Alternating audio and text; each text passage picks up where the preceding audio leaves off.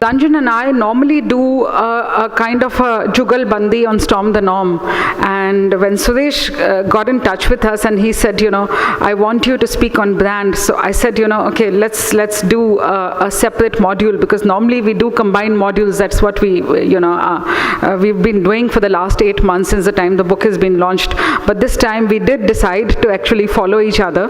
So I'm not going to repeat what Ranjan said and do something fresh, taking off from the topic that was given to me. I think the biggest challenge that most of the SMEs and startups, and there are a lot of these kind of companies that have started approaching me for the last 1 year since I actually stopped being an employee and I started off on my own. When it comes to this word brand and marketing, people are very confused. They really don't know where to begin, what's the starting point. For many people, creating a nice ad and putting it on TV is a brand. I'm on the board of a company and I won't take the name, and for them the brand was getting Salman Khan to do their commercial. Okay, so they've been a brand, they're going to be listing, and there's an IPO going up in the next few months, and the whole starting point is, can we get a celebrity, because we have to create valuation. And so different kinds of things in the last 26 years that I have been creating brands, I've heard all these kind of stories. So I'm going to take a few minutes to just get the theory of what a brand is out of my mind, because that's very important. If you don't understand the science of a brand, you won't know how you would even begin to create a brand for yourself. So I have a few slides on that. And this is the book that actually came with the same purpose of, these are 20 very powerful, very successful brands.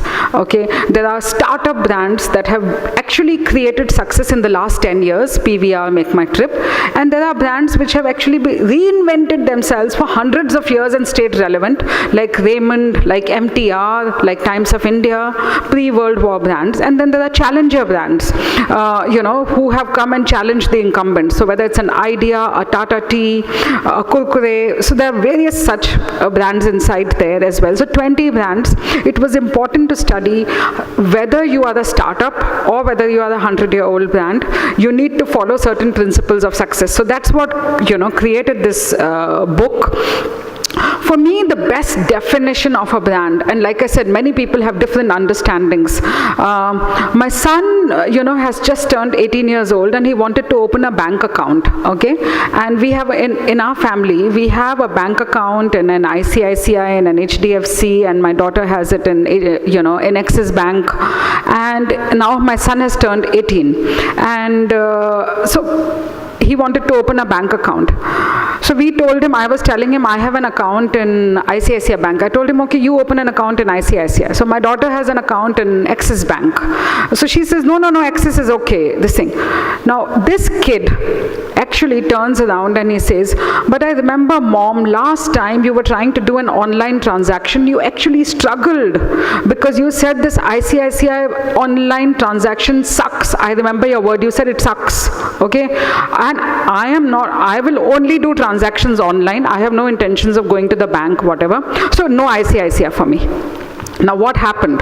There was a conversation about a brand and a choice of a brand being taken inside a room where I am trying to pitch a bank, but my son recalls that one comment that I had made, that it sucks because I was frustrated and the system just kept hanging and I couldn't transfer the money. And he says, no ICICI for me.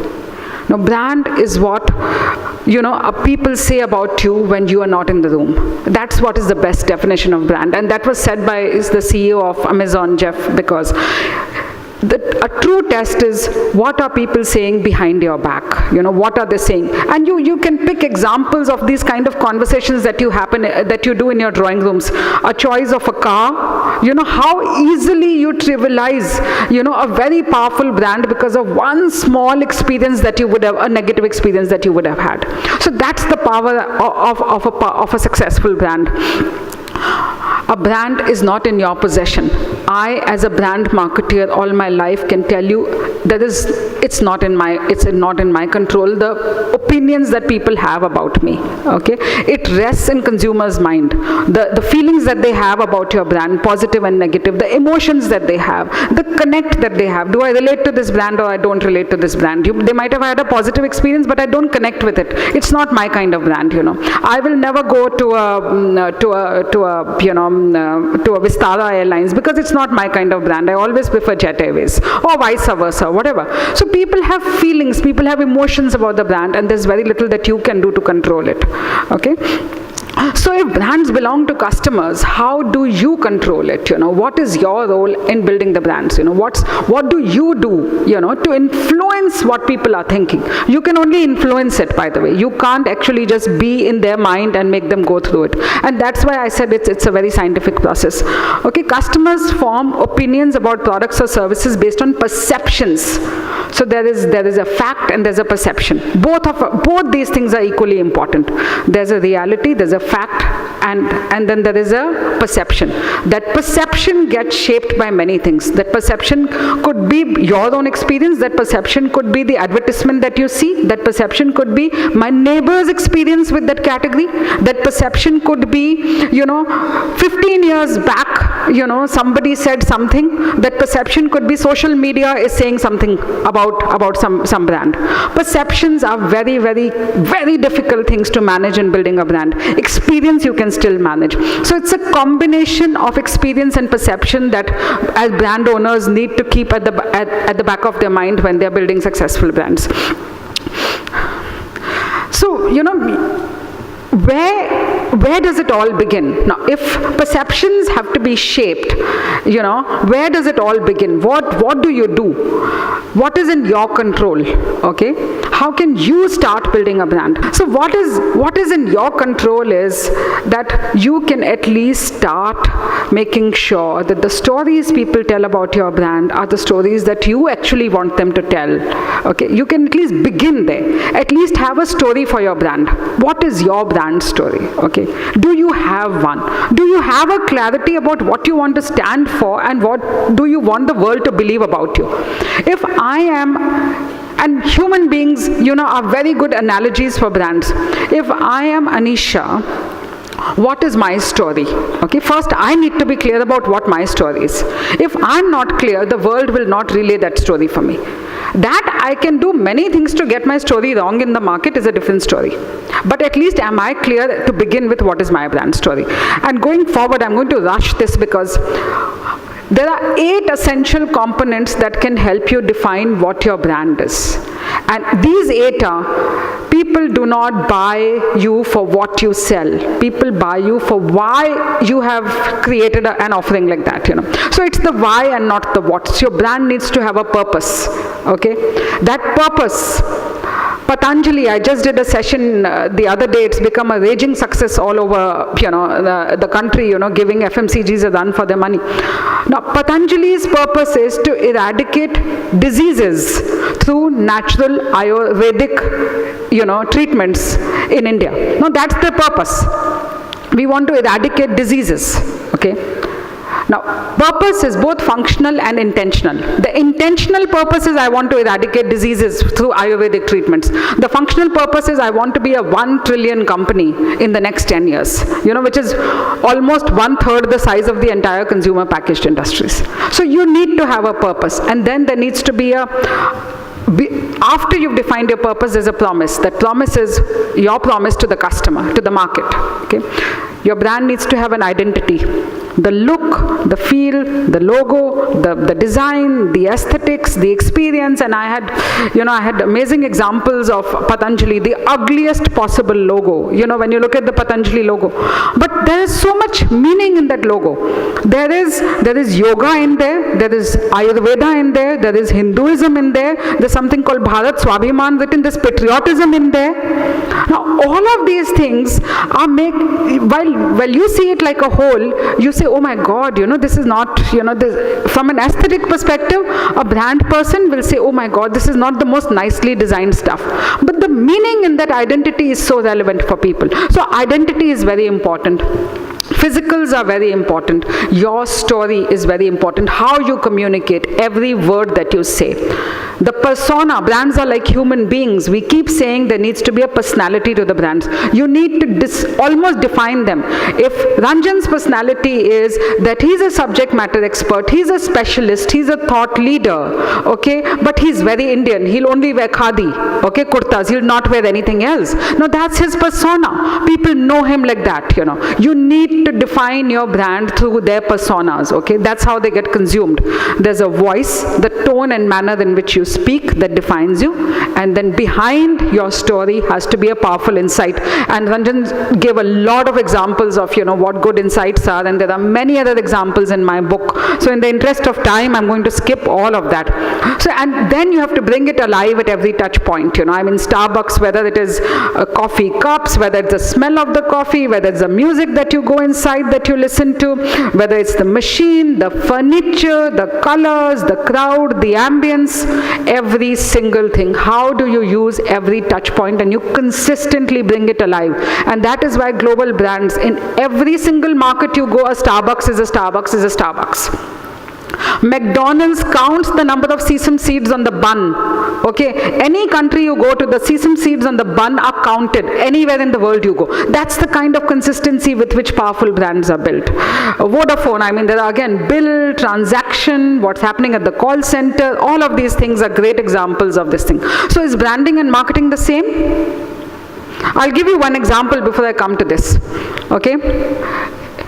There's a party happening and there's a beautiful, gorgeous girl in the room, and there's a guy who walks up to this girl and he says, you know what, I have a BMW, I'm very rich, okay, and I look quite okay, will you marry me? Okay, that's marketing. Okay, now the same girl, this guy's friend goes to this girl and he says, this guy is very rich actually, you know, you should marry him. Okay, that's advertising. Okay, now I'll tell you what is branding. I'll tell you what is branding. Branding is, okay, this girl walks up to this guy and she says, you know what, can I just have 2 minutes of conversation with you, okay, if you don't mind, you know, I just want to have a little chat with you. Now that is what is branding, okay. So in this context, branding is pull.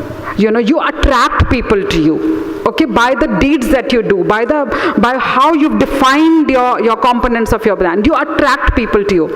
Marketing is push. How do you take that message out? Both are relevant. I'm not saying in communication world, in building brands, both are relevant. So both have to go hand in hand. They have to play a role, but one precedes the other. Okay. So I am just going to quickly, I'm not going to get into the details of each of these slides. There's a lot of rich content sitting here. So first, create your brand. What does it stand for? What is its identity? Put the 8 components in place before you decide to do marketing. And since this was for SMEs and startups, I have said no advertising. I'm not a great propagator of advertising. Okay, that's the last thing that you should be doing, blowing up money on advertising. So you have to begin, and there are good ways to begin. Your company name can be a good starting point. Storm the Norm, the book that we have launched. Okay, there is meaning to that. There's a meaning to that phrase. Okay, time and again people have come and told us that where did this name come from? You know, how did you think of it? Now, when we thought of people who've done something disruptive, game-changing, paradigm-shifting, a name like this immediately draws attention. We've now called our company Storm the Norm Ventures. We created an event in Mumbai, you know, which was a first of its kind called Inside Storm. Now, how do you use your nomenclature? Does your name have a story behind it? Does it transfer meaning? Now, that's the first thing. You can actually begin there. It doesn't cost you any money. If you don't have a story, create a mythical fiction story. Doesn't matter. Use your name well. The next thing that you do is you use all your physicals to tell a story. How do you use? Packaging is the most intimate touch point. I remember I was many years back in advertising. Ruffles used to be the chips brands at that point in time. And when Ruffles moved out, we had to phase out Ruffles and bring in Lay's. That was the international acquisition at that point in time. There was zero budgets for the brand. You know how did we build the brand? By actually just using packaging and telling little jokes. And that's where the whole practice of putting things inside packets began. We were the first ones who started this. We started putting little jokes, and in these nice comic styles inside every packet of chips. And then there were, of course, various combo and packaging ideas. So use all your physicals very well. Your touch points have to be, and it's not a constant. If you can rotate your messaging using your physicals, please do that. In today's day and age, your biggest asset is your website. Okay, invest in a good website that converts visitors to customers. Now, there's a whole science of, I know that we have a sponsor outside, Pepagora, who creates websites and instantly, but make sure that certain principles are followed, In website, personalization is very important. When I come to a website, I'm not talking to a crowd. Make your customer or the prospect feel as if you're talking to him one-on-one, okay? Focus on a good design. That aesthetics is the first thing that hits you. Whether it looks appealing or not is the first thing that makes you go through it. Highlight your value propositions up front. Just minimize distractions. No clutter, no distractions. Definitely build a call to action. Don't forget a media gallery, okay? And refresh and keep the content fresh. Keep updating, keep refreshing. People create a website and park it aside, and then they leave the agencies to just one time, just upload something occasionally. You need to give reason to your customers. So this is the most valuable asset that any business can use today. Create a blog and start telling your story. What's your reason for being? What's your history? Your success stories? How do your products and services fit into customers' life? Create a blog. It costs you nothing today to create a blog. And then tag it, tweet it, viralize it as much as possible. That's SEO. We are paying Google's thousands of dollars to do SCM, but do a smart SEO using content. Be as targeted as possible. And great example Ranjan gave about Fiamma Devils and Make My Trip. Do not target everybody. We know we want to grow our business. We know that we want lots of volumes. But the minute you say that my target audience is very broadly defined, you will fritter away money. You will just waste your money. Be sharply targeted. Get that minimum traction. Get the pull from one set of audience. Begin from there and then start expanding. The game is digital, I already said that, there's a lot of things that you can do on social media. I mean, today social media is just amazing with the kind of stuff that you can do on social media, Try small, investments, monitor traffic. There are so many amazingly free tools that are available today. We want to build everything from ground zero. I see in large organizations the tendency to build everything from ground zero. No, do APIs, there are free tools available. Cause marketing is a great way of building trust. Today, most companies, in any case, is a government rule, 2% of your profit has to be for CSR. Just do not shy away from using it for building your brand, because consumers want to see an honest brand that's doing something good for society. So use it, communicate it, that this is what you're doing for society. Nothing else, more people will follow and join you in that cause. Word of mouth is, of course, very, very important. And the best thing to do with word of mouth is to listen to complaints. Okay. If you listen to complaints, okay, and if you try and solve for them, you will notice that your word of mouth will become positive. Okay. So don't tom-tom your positive stories. Actually address your negative stories. Ask for testimonials, display them prominently. So there are little tricks, little tips that are there in this deck that will tell you if you do all of this, you will not need paid advertising. Okay. You've created a powerful brand. I'm assuming you have a strong product. Okay. You create a powerful brand with having all the components of a brand defined. Do these smart things and you will notice that money is the last thing that you need in communication. So make PR an important part of your strategy, because PR is more credible, But for that you have to develop relationships with journalists and media people all the time. Invest in it. It's worth it. Co-promotional partnerships. I just heard about BNI. I mean, it's just such an amazing platform. Why can't brands do that? Why can't we just leverage each other and get the audience and reach from there? And so those were the 10 ideas that I had. And finally, you have to get yourself out of the marketing is a cost mindset. Because the minute you say marketing is a cost, it sucks, it just, burns my pocket, you will never make a first start. It is important, it is needed, okay? In this entire world of thousands of products and brands, how do you get people to discover you? Okay, you have to do marketing to get discovered. You have to build a brand, but you have to do it in a smart, intelligent manner. So that's it from my side, and this is what Storm the Norm book is all about. It's available outside if you want to read more about it. Thank you.